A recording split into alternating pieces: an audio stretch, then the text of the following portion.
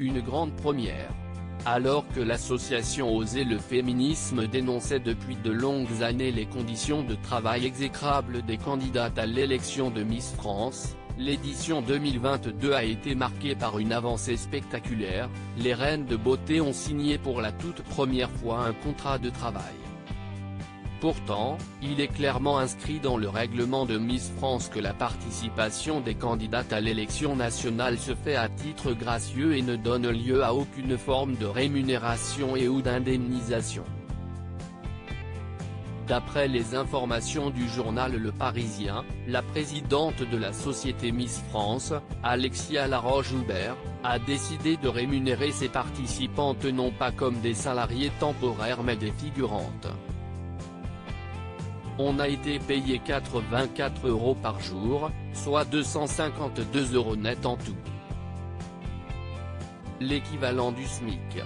CIST vraiment symbolique, a confié l'une des Miss, préférant garder l'anonymat. CIST ainsi que lors de la journée de la grande cérémonie regardée par plus de 7 millions de Français, les candidates auraient été rémunérées 7 € de l'heure, alors que TF1 facturerait dans le même temps 114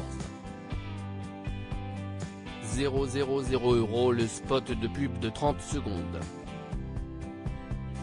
Comme la scène était aussi glissante qu'une patinoire au Zénith de Caen, on était au moins couverte en cas d'accident, ironise une autre reine de beauté.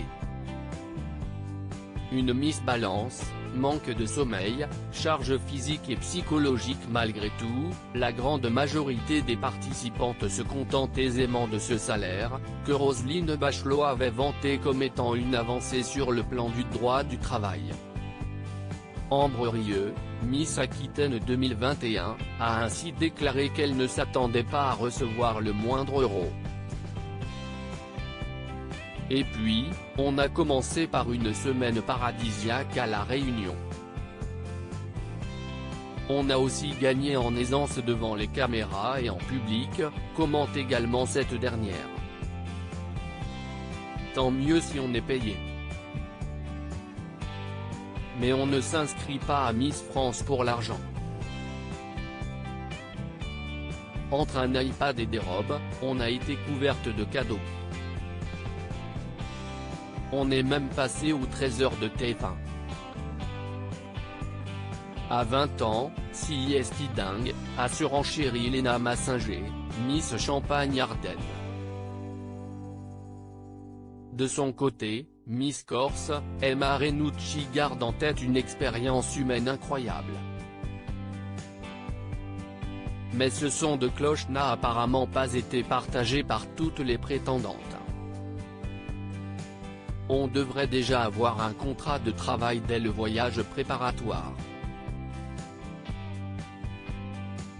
On y enregistre plein de séquences pour l'émission, et on enchaîne les séances photos vendues très cher à des magazines, parfois de 6 à 22 heures.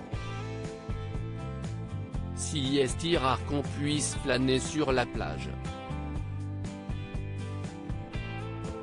Quand on a un peu de temps libre, on préfère aller dormir, a commenté au Parisien une Miss.